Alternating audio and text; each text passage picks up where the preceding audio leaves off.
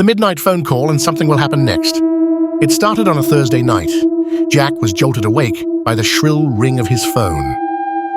He squinted at the glowing screen. 12 a.m. His heart pounded. No one called him at that hour unless it was an emergency. "Hello?" he croaked, his voice thick with sleep. At first there was silence. Then, a raspy whisper broke through the static. "You left me here." Jack froze. The voice was unfamiliar, but unnervingly close, like someone standing just behind him. "Who is this?" he demanded, his fingers trembling as he gripped the phone.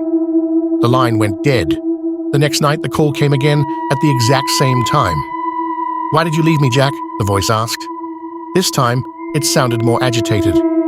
"I don't know who you are. Stop calling me," Jack shouted, slamming the phone down.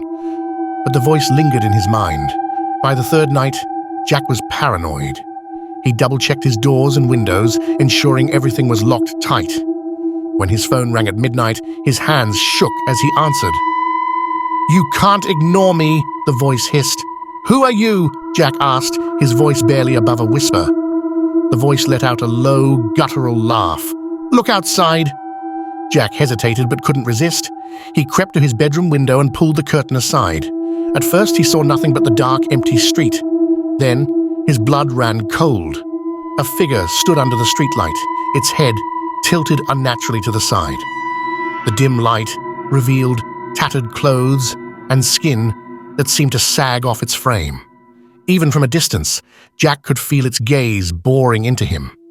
The phone slipped from his hand, crashing to the floor. The next day, Jack went to the police. They dismissed his story as a prank call, but Jack wasn't convinced. He stayed at a hotel that night, desperate to escape whatever was haunting him. But at exactly 12 a.m., the hotel phone rang. He answered reluctantly. "You can't run, Jack," the voice growled. "You owe me." Jack's stomach churned. "What do you want from me?" he pleaded. "You know what you did." Memories started to resurface, ones Jack had buried deep. Years ago, in his reckless youth, he'd been driving on a deserted road when he struck something, or someone. Panicked, he had driven off, leaving the scene behind. He never told anyone. "I'm sorry," Jack whispered, tears streaming down his face. "You're not sorry enough," the voice replied. The calls continued every night, each one more threatening than the last. Jack stopped sleeping, stopped eating. The figure outside his window grew closer each time he looked, until it was standing at his front door. One night, Jack's resolve broke. As the clock struck midnight, he answered the phone and screamed into the receiver, "What do you want from me?" The voice whispered its final words. "Your turn." Jack's scream echoed through the empty house as the line went dead, and so did the lights. The next morning, the police found his home abandoned, the phone dangling from its cord. On the screen, a missed call notification read 12 a.m. But Jack was never seen again.